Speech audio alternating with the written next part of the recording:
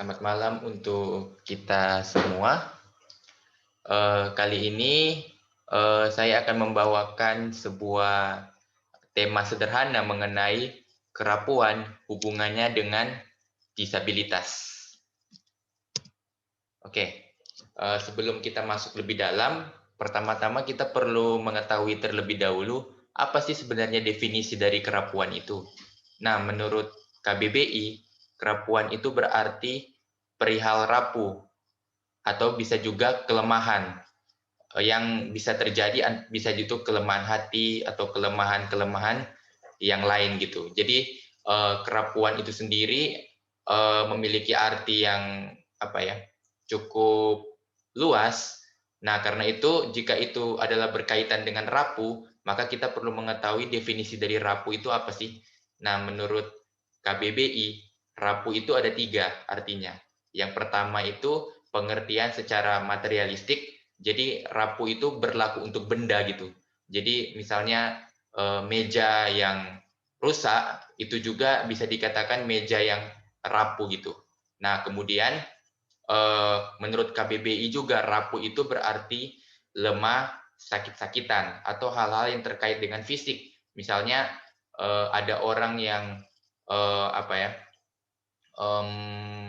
mungkin mengalami cacat, misalnya dia tidak punya tangan atau dia tidak punya kaki atau dia mengalami kebutaan atau tuli dan lain sebagainya. Nah, itu semua itu terkait dengan fisik.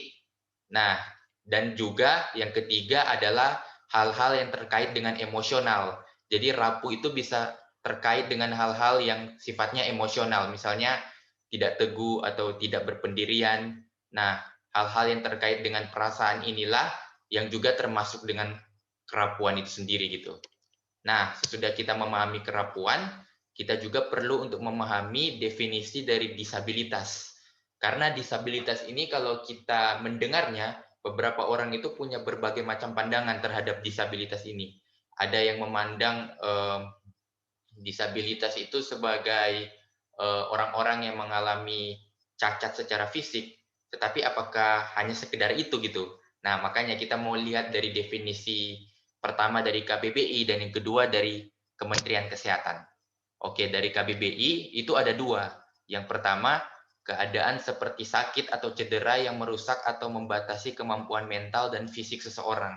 Nah, jadi orang-orang yang mengalami disabilitas itu adalah orang-orang yang betul memang mengalami keterbelakangan atau mengalami kelemahan fisik. Jadi mereka itu bisa untuk mungkin mengalami kebutaan, mengalami yang namanya pincang atau lain sebagainya. Intinya hal-hal yang terkait dengan fisik itu juga adalah disabilitas, tetapi bukan cuma fisik, mental pun demikian gitu. Jadi orang-orang yang mengalami gangguan mental, misalnya apa ya, orang-orang yang mungkin autis dan lain sebagainya yang mengalami gangguan mental, itu juga berhubungan dengan disabilitas.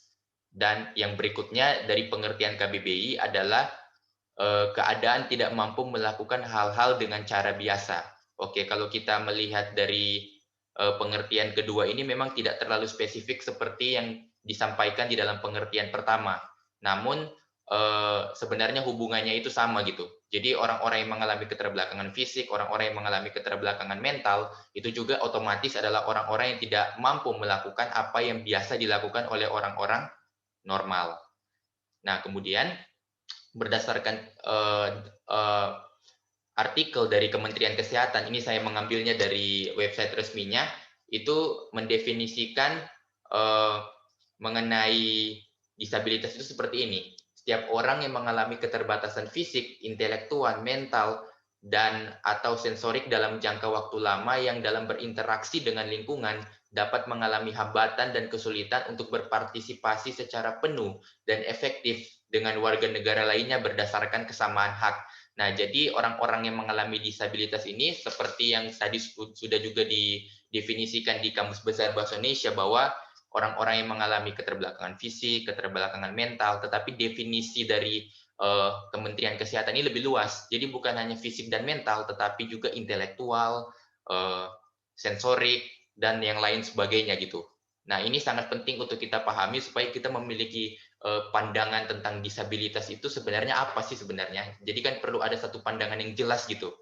Nah, ini saya perkenalkan dua pandangan yang jelas dari dua sumber terpercaya, baik dari KBBI maupun dari Kementerian Kesehatan.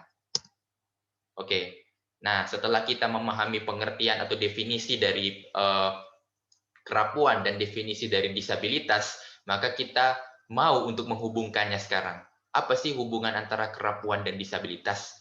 Nah, sebelum saya masuk ke dalam hubungannya, saya ingin menjelaskan terlebih dahulu sebuah kasus yang pernah terjadi yang sebenarnya bukan kasus sih, tetapi lebih kepada pandangan dari seorang filsuf asal Australia yang bernama Peter Singer. Nah, Peter Singer ini membuat pembedaan antara orang-orang yang mengalami disabilitas intelektual dengan orang-orang awas atau orang-orang normal. Nah, jadi Peter Singer ini melihat bahwa orang-orang yang mengalami disabilitas intelektual itu sama seperti binatang, tetapi orang-orang yang awas itu memiliki derajat yang lebih tinggi daripada orang-orang yang mengalami disabilitas intelektual, karena kan otomatis kalau kita berpikir bahkan di dalam apa namanya kehidupan ini, orang-orang yang adalah manusia biasa dengan binatang pasti memiliki derajat yang berbeda. Manusia memiliki derajat yang biasanya di dalam konotasi kita semua, bahkan saya yakin secara akademik pun demikian. Manusia lebih tinggi derajatnya daripada binatang. Nah, eh, untuk memahami pandangan Peter Singer ini, saya akan mencontohkan misalnya di dalam sebuah rumah ada dua orang. Yang satu mengalami disabilitas intelektual dan yang satu lagi adalah orang yang awas atau normal. Nah, jika rumah itu mengalami kebakaran dan orang-orang di dalam itu, yaitu mereka berdua, membutuhkan pertolongan, maka ketika ada yang dari luar yang datang ke dalam untuk menolong mereka, maka yang harus diprioritaskan bukanlah yang mengalami disabilitas intelektual, tetapi yang adalah orang awas itu, karena dia memiliki derajat yang lebih tinggi daripada penderita disabilitas intelektual itu. Nah, jika kita melihat dari kasus ini, tentunya kalau misalnya mungkin kita adalah orang-orang yang sangat peduli kepada orang-orang disabilitas, tentu ini adalah hal yang sangat buruk. Masa sih kita merendahkan orang-orang yang mengalami disabilitas intelektual? Karena kan kita perlu memahami bahwa mereka itu rapuh, mereka itu mengalami kerapuan, mereka berada dalam kondisi yang tidak sama seperti orang-orang awas. Jadi orang-orang yang memandang seperti itu, saya sendiri sih tidak setuju dengan Peter Singer ini, karena itu merupakan pandangan yang merendahkan derajat orang lain, bukan hanya karena merasa dirinya lebih baik, tetapi dia tidak memperhitungkan bahwa orang tersebut itu mengalami kelemahan yang tidak dia miliki gitu. Jadi itu saya sangat tidak setuju pandangan dari Peter Singer itu. Nah, orang yang mengalami kerapuan secara fisik itu lebih berat daripada orang-orang yang mengalami kerapuan secara emosional. Nah, kalau kita pikir orang-orang yang misalnya mengalami kebutaan, orang-orang yang mengalami cacat fisik misalnya tidak punya kaki, tidak punya tangan, orang-orang yang tuli atau orang-orang yang mengalami berbagai macam disabilitas yang berhubungan dengan fisik, orang-orang yang tidak bisa berjalan juga.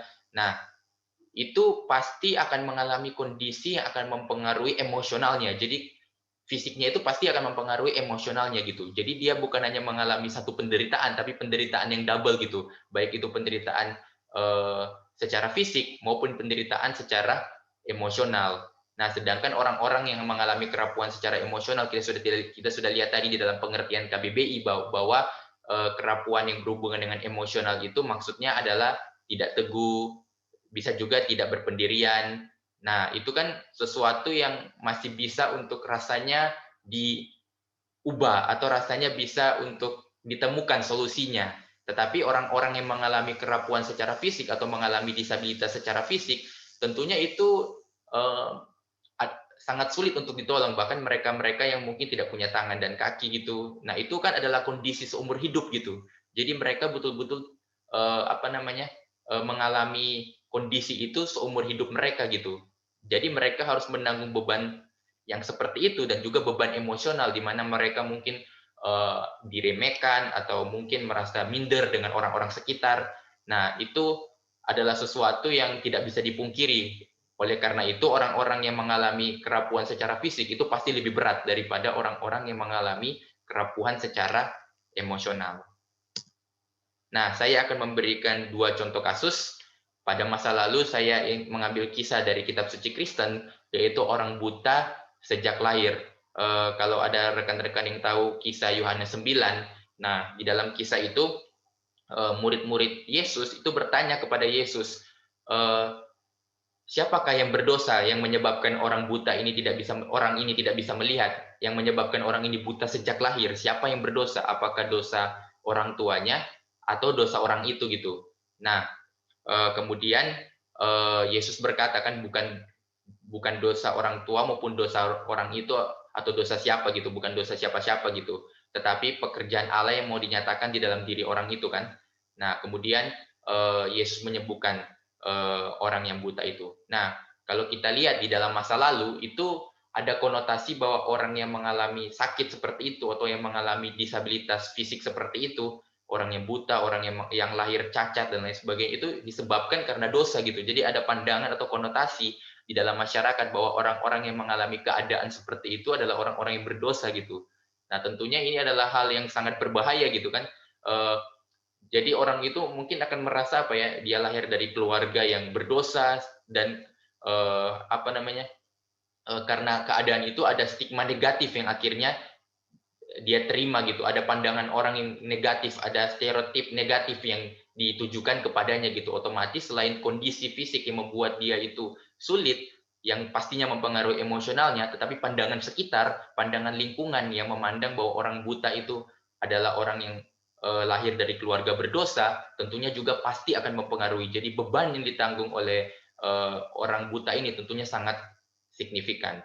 Walaupun memang kita tahu bahwa Yesus akhirnya menyembuhkan orang ini dan orang ini bisa beraktivitas dengan seperti orang normal pada umumnya, namun eh, dia pernah mengalami hal yang sangat buruk di dalam kehidupannya, dan itu betul-betul membuktikan memang bahwa orang yang mengalami kerapuan secara fisik itu memang lebih berat daripada orang-orang yang mengalami kerapuan secara emosional, karena orang yang mengalami kerapuan secara fisik pasti juga akan mengalami kerapuan secara emosional, tetapi orang yang mengalami kerapuan secara emosional tidak tentu mengalami kerapuan, bahkan tidak mengalami kerapuan secara fisik.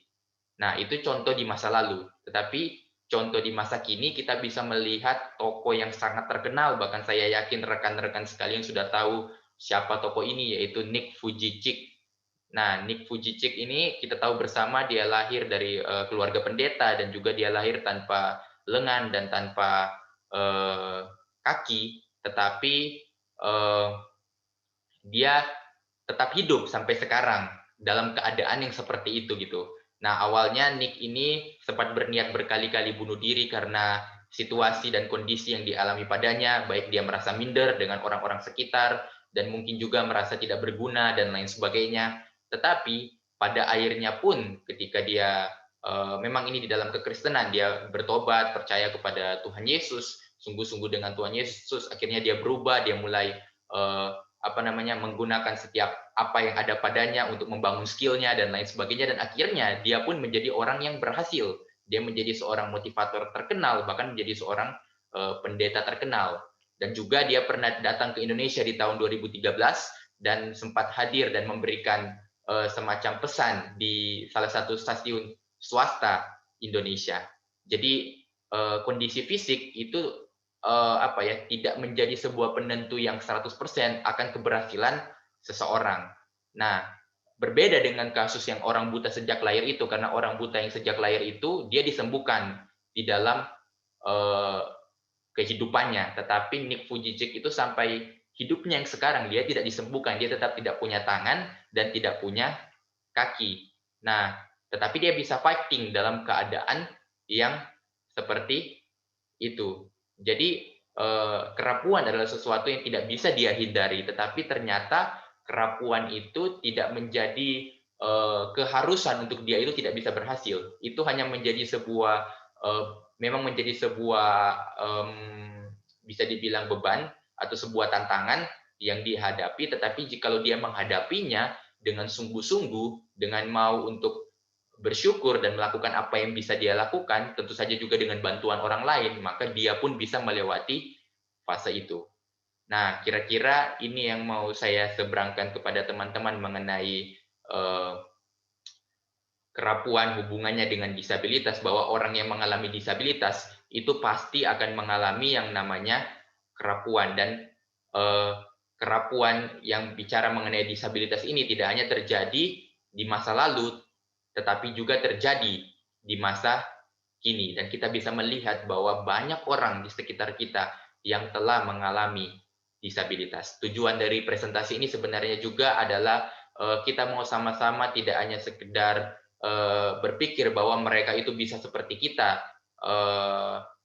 dapat melakukan segala aktivitas seperti biasa dengan sangat baik, tetapi kita juga perlu memiliki hati untuk peduli kepada mereka dan membantu mereka di saat-saat di mana mereka membutuhkan. Tentu saja tidak membuat pembedaan seperti Peter Singer yang merendahkan derajat daripada orang yang mengalami disabilitas intelektual. Tentu saja tidak sampai seperti itu, tetapi kita tetap memandang bahwa mereka adalah sederajat dengan kita, tetapi kita mau menolong mereka dan kita juga percaya mereka juga bisa menolong kita gitu. Jadi kita harus melihat mereka sekalipun mereka membutuhkan pertolongan, tetapi kita harus melihat seakan-akan mereka juga seperti orang normal. Jadi kita menganggap mereka tidak ada pembedaan, tetapi dapat membangun relasi seperti seorang teman atau seperti seorang normal.